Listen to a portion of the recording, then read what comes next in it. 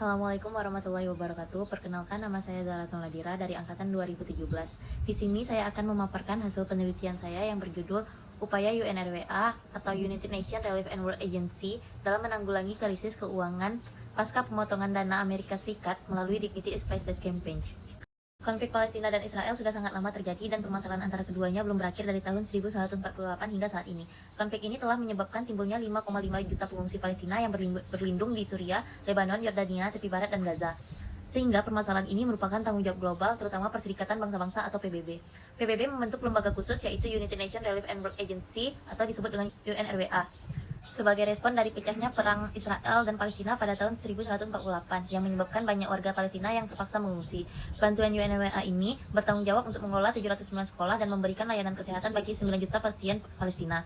Adapun negara-negara donatur yang mendanai UNRWA seperti Amerika Serikat, Uni Eropa, Inggris, Jerman, dan Arab Saudi, terutama dalam 5 donatur utama bagi UNRWA. Pada tahun 2016 hingga 2017, UNRWA mulai mengalami krisis dikarenakan Amerika Serikat, Uni Eropa, Inggris, Jerman yang enggan membantu pendanaan kepada UNRWA.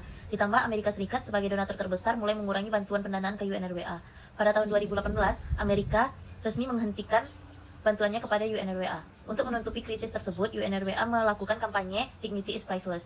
Upaya ini berhasil dilakukan UNRWA dalam kurun waktu 6 bulan. Maka penelitian ini mendeskripsikan upaya salah satu kampanye Dignity is Priceless yang dilakukan oleh UNRWA untuk menutupi kekurangan dana pasca pemotongan dari Amerika Serikat. Sehingga timbullah pertanyaan penelitian yaitu bagaimana upaya UNRWA dalam menanggulangi pemotongan dana dari Amerika Serikat melalui Dignity is Priceless Campaign. Dalam penelitian ini, saya menggunakan konsep politik of pity, di mana Luc Boltanski membagi menjadi 3 indikator upaya untuk pencapaian kampanye tersebut, yaitu pertama ada topic of denunciation, yang kedua ada topic of sentiment, dan yang ketiga adalah aesthetic topic. Pada bab selanjutnya, saya akan menjelaskan mengenai sejarah awal terjadinya konflik antara Palestina dan Israel, serta keadaan pengungsi Palestina di 5 wilayah seperti Gaza, tepi barat, Suriah, Lebanon, dan Yordania. Pertama, saya akan membahas tentang sejarah konflik Palestina dan Israel. Pada Perang Dunia Pertama, Turki menjadi sekutu Jerman. Ketika Jerman dan Turki kalah pada tahun 1916, kontrol atas wilayah kekuasaan kerajaan otonom dilimpahkan pada British Mandate dan French Mandate di bawah perjanjian Sykes-Picot Agreement yang membagi Arab menjadi beberapa wilayah.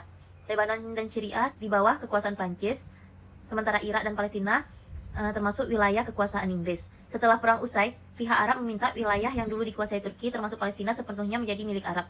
Tapi Yahudi juga meminta pada Inggris yang dulu pernah menjanjikan seluruh Palestina. Pada tanggal 2 November 1917, Inggris menawarkan pembagian wilayah menjadi 2. Inggris membagikan 77% tanah yang tadinya dijanjikan untuk bangsa Yahudi pada Arab Palestina, sedangkan bangsa Yahudi hanya menerima 23%. Tapi ternyata pembagian itu tetap tidak diterima oleh bangsa Arab karena mereka menginginkan seluruh Palestina di bawah kekuasaan Arab. Sejak tahun 1920, bangsa Yahudi secara besar-besaran berimigrasi ke Palestina.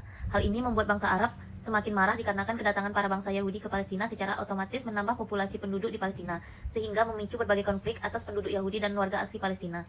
Pada tanggal 14 Mei 1948, bangsa Yahudi akhirnya memproklamirkan negara Israel di Palestina, sehingga Palestina bersekutu untuk menyerang Israel dan merebut Palestina.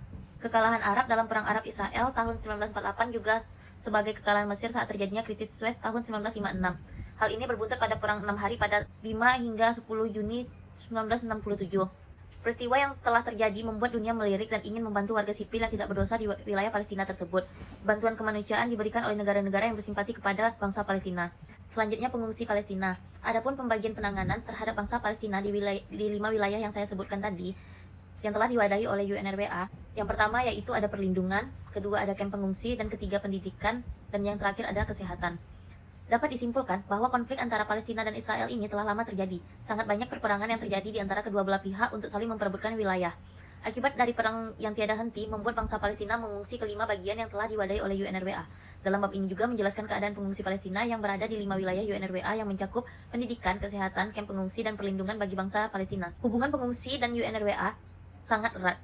Tanpa ada UNRWA, pengungsi Palestina tidak akan bisa merasakan fasilitas seperti pendidikan, perlindungan, kesehatan, dan adanya kamp pengungsi.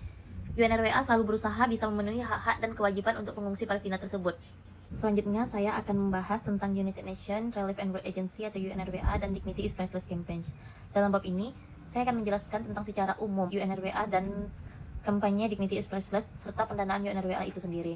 Yang pertama, saya akan membahas UNRWA. PBB membentuk lembaga khusus yaitu United Nations Relief and World Agency untuk bangsa Palestina. UNRWA adalah salah satu bentuk badan PBB sebagai respon dari pecahnya perang Israel dan Palestina pada tahun 1948 yang menyebabkan banyaknya warga Palestina yang terpaksa mengungsi. Organisasi yang dibentuk secara turunan cabang dari PBB melalui United Nations General Assembly Resolution 302 pada Desember 1949. UNRWA mulai beroperasi sejak tahun 1950 dan melaksanakan mandatnya untuk memberikan pendidikan, kesehatan, layanan bantuan dan sosial, keuangan kecil, serta infrastruktur dan perkembangan tempat pengungsi pada 5 wilayah operasi. Sejak awal menjadi fokus utama UNRWA adalah pengungsi Palestina. Hal ini didasari dengan resolusi Majelis Umum PBB tentang acuan penerimaan pelayanan UNRWA tersebut. Perkembangan oleh PBB inilah yang menjadi gagasan bagi UNRWA untuk membuat 4 tujuan berbasis pembangunan manusia yang sesuai dengan sentralisasi tujuan lembaga UNRWA. Yang pertama, pendidikan dan pengetahuan. Yang kedua, berumur panjang dan sehat. Yang ketiga, standar hidup yang baik. Yang keempat, hak asasi manusia. Selanjutnya, saya akan membahas tentang pendanaan UNRWA. Pendanaan UNRWA berasal dari kontribusi yang bersifat sukarela dalam lapangan. UNRWA bekerja sesuai dengan kontribusi yang berkelanjutan dari negara mitra dan pemerintah negara bagian. Pada tahun 2017, Uni Eropa mewakili 1,2 miliar dolar dan Amerika dan Komisaris Eropa menyumbang sebanyak 451 juta dolar. Komisaris Eropa dan Amerika merupakan donor per orang yang terbesar dan menyumbang 45% dari total dana lembaga UNRWA. Pada tahun 2018, UNRWA mengalami defisit dana yang disebabkan oleh pemotongan dana oleh Amerika Serikat sebesar 300 juta dolar, yang dapat menghambat aliran dana yang berada di dalam internal UNRWA. Amerika Serikat merupakan pendonor dana terbesar untuk UNRWA yang mencakup dana operasi UNRWA di wilayah tersebut. Melemahnya UNRWA dapat menyebabkan ketidakstabilan regional dan menciptakan lebih banyak ekstremisme. Hal ini karena Amerika Serikat dinilai sudah tak lagi netral dan cenderung berpihak pada kepentingan Israel. Terakhir, Dignity is Priceless Campaign. Kampanye Dignity is Priceless yang diluncurkan oleh UNRWA pada Januari 2018. Kampanye ini mengingat visibilitas yang tinggi di ranah publik internasional sebagai tanggapan resmi UNRWA terhadap pemotongan dana dan keuangan krisis akut. Kampanye tersebut berusaha untuk mendorong aktor negara dan non-aktor negara untuk memberikan dana guna memastikan bahwa hak dan kebutuhan para pengungsi Palestina terpenuhi. Strategi representasi yang digunakan dalam kampanye ini dengan menguraikan bagaimana hal itu secara bersamaan menyoroti kerentanan dan kelayakan kelompok tertentu pengungsi Palestina. Kampanye Dignity is Priceless telah menggunakan gambar dan teks yang secara konsisten memusatkan kebutuhan dan hak perempuan dan anak secara khusus. Kampanye telah mengalokasikan peran sentral bagi pengungsi Palestina sebagai orang-orang rentan yang kebutuhan tubuhnya harus dipenuhi. Hal ini termasuk melalui sosok ibu dan anak, pasien yang lemah dan kelompok yang sangat rentan, yang kesejahteraan dan kehidupannya sangat bergantung pada penerimaan bantuan medis dan darurat tunai. Pada saat yang sama, anak-anak dan pemuda Palestina telah diakui secara aktif menuntut hak-hak mereka dipenuhi, terutama sebagai siswa yang menuntut hak mereka atas pendidikan untuk masa depan. Berhasilnya kampanye tersebut terlihat dari tetap terbukanya 709 sekolah UNRWA yang nyaris ditutup diakibatkan adanya pemotongan dana dari Amerika Serikat. Sehingga saat ini sekolah UNRWA tetap mewadahi pelajar Palestina sebanyak 530.000 orang. Pada bab ini dapat dilihat bahwa UNRWA adalah suatu badan yang dibentuk khusus oleh PBB dalam menangani pengungsi Palestina dan fokus terhadap isu kemanusiaan. Danaan yang dikumpul oleh UNRWA didapat oleh beberapa negara yang tergabung dalam PBB, salah satunya pendonor terbesar adalah Amerika Serikat. Namun pada awal tahun 2018, Amerika Serikat menghentikan bantuan terhadap UNRWA sehingga UNRWA mengalami krisis keuangan yang digambarkan akan kolaps pada saat itu. Akan tetapi UNRWA telah mencapai jalan keluar untuk menutupi kekurangan dana tersebut dengan membentuk sebuah aksi kampanye yang disebut Dignity is Priceless Campaign dengan target 500 juta dolar mengikuti pemotongan dana oleh Amerika Serikat. Selanjutnya saya akan membahas hasil analisis dari upaya UNRWA dalam menanggulangi pemotongan dana dari Amerika Serikat melalui kampanye Dignity is Priceless. Pada bab ini, saya menganalisis upaya dari UNRWA dalam menanggulangi pemotongan dana dari Amerika Serikat melalui kampanye Dignity is Priceless. Pemotongan dana yang dilakukan oleh Amerika Serikat mengakibatkan UNRWA mengalami krisis keuangan dalam menanggulangi isu pengungsi Palestina. Maka, UNRWA melancarkan kampanye ini untuk menanggulangi krisis tersebut, di mana saya menganalisisnya menggunakan konsep politik IBA, di mana dengan 3 indikator di dalamnya, yaitu pertama topic of denunciation, yang kedua topic of sentiment, dan yang ketiga aesthetic topic. Topik yang pertama yaitu topic of denunciation melalui upaya dalam mengekspresikan kemarahan terhadap kebijakan Amerika Serikat. Upaya dari UNRWA dalam kampanye Dignity is Priceless ialah menggambarkan kehidupan dari pengungsi Palestina yang semakin terancam akibat funding dari Amerika Serikat. Penggambaran ini menggunakan gambar dan teks yang secara konsisten memusatkan kepada kebutuhan hak perempuan dan anak-anak. Dalam mendapatkan perhatian masyarakat untuk kampanye Dignity is Priceless, UNRWA melakukan pembingkaian bahwa Amerika Serikat sebagai aktor yang penganiaya terhadap pengungsi Palestina akibat dari pemotongan dana. Pembingkaian ini bertujuan mengundang masyarakat untuk merespon dalam bentuk kemarahan. Hal tersebut dapat dilihat dalam penggunaan foto dan teks yang mengindikasi bahwa Amerika Serikat bertanggung jawab atas krisis ini. Kampanye Dignity is Priceless digunakan UNRWA dalam membingkai isu bahwa Amerika Serikat bertanggung jawab atas krisis keuangan UNRWA, sehingga UNRWA mendapatkan badan beban berat dalam foto dan teks yang mengindikasi bahwa Amerika Serikat bertanggung jawab atas krisis ini. Kampanye Dignity is Priceless digunakan UNRWA dalam membingkai isu bahwa Amerika Serikat bertanggung jawab atas krisis keuangan UNRWA, sehingga UNRWA mendapatkan beban berat dalam menanggulangi isu pengungsi Palestina ini. Penggunaan anak-anak Palestina yang digambar sebagai aktor yang teraniaya juga dilakukan oleh UNRWA dalam menarik perhatian masyarakat untuk terlibat dalam kampanye ini. Citra anak-anak Palestina yang ikut kampanye ialah bentuk ungkapan kasihan lainnya, yang berguna untuk membentuk sebuah pembingkaian bahwa kondisi mereka terancam akibat krisis dari UNRWA yang sebelumnya telah memberikan bantuan terhadap mereka. Anak-anak melakukan kampanye ini secara tidak langsung menjadi pihak teraniaya yang melakukan protes terhadap pihak yang melakukan, yaitu Amerika Serikat sebagai pihak aniaya. Tindakan tersebut dianggap juga sebagai menganiaya balik atau balas dendam yang bisa mereka lakukan untuk membela anak-anak Palestina. Karena masyarakat dalam Topic of the Nation hanya bisa berekspresi dengan kata-kata namun tidak dengan tindakan. Masyarakat menunjukkan kemarahan dan menganiaya balik tersebut kepada pihak yang bertanggung jawab atas terjadinya krisis kondisi pengungsi Palestina. Di mana dalam kampanye ini mereka menunjukkan kemarahan terhadap Amerika Serikat karena tindakan Amerika Serikat yang memotong dana bantuan terhadap UNRWA. Biasanya masyarakat mengekspresikannya melalui media sosial, terutama Twitter. Yang kedua, topic of sentiment, yaitu upaya menumbuhkan sentimen publik. Upaya UNRWA untuk menanggulangi pemotongan dana dari Amerika Serikat untuk menutupi krisis membiayai pengungsi Palestina dengan mengajak para dermawan untuk terlibat dalam kampanye Dignity is Priceless. Para dermawan yang dilibat oleh UNRWA bertujuan untuk meraih simpati dari masyarakat lewat rasa terima kasih mereka kepada para dermawan karena telah peduli dengan isu ini.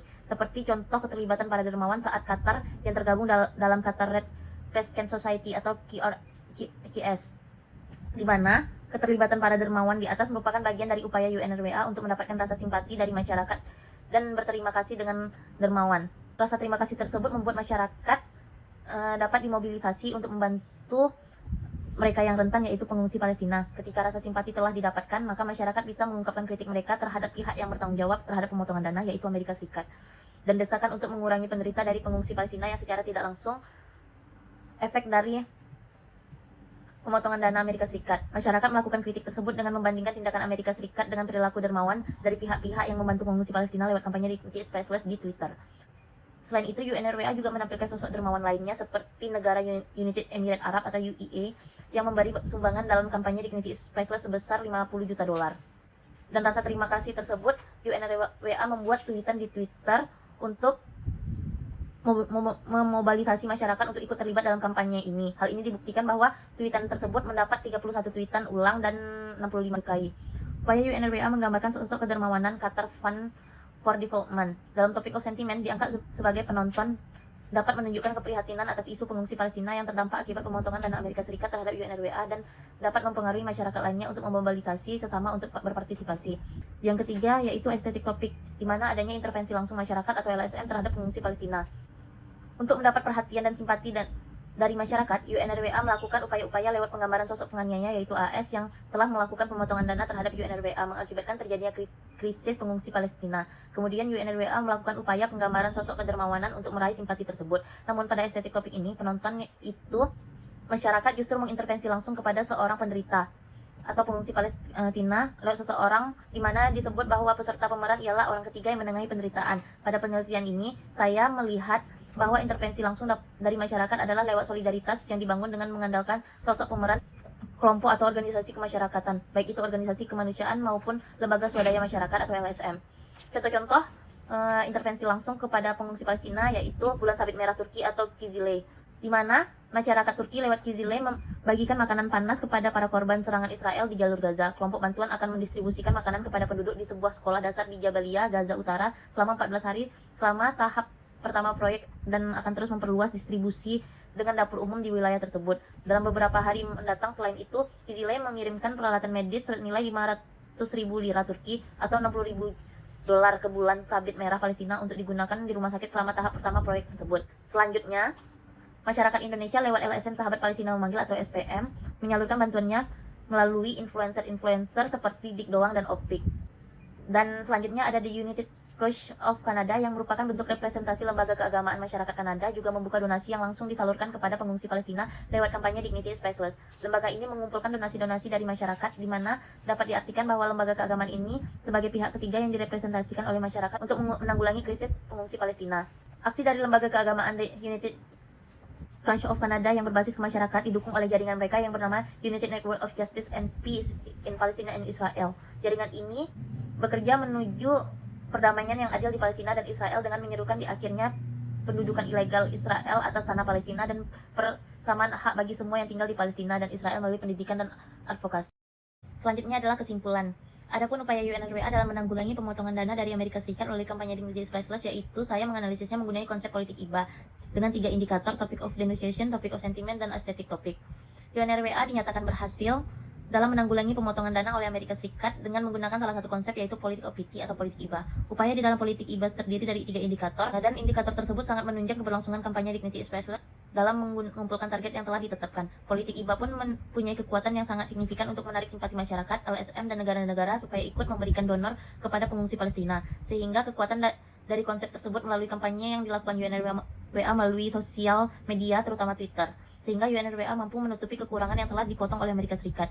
Melalui penelitian ini, saya bisa menyimpulkan bahwa politik IBA yang dilakukan oleh UNRWA melalui kampanye Dignity is Priceless berhasil dalam mengumpulkan rasa simpati dan sentimen dari masyarakat, LSM, dan negara, sehingga telah memberi bantuan secara langsung dalam permasalahan yang terjadi. Sekian, terima kasih.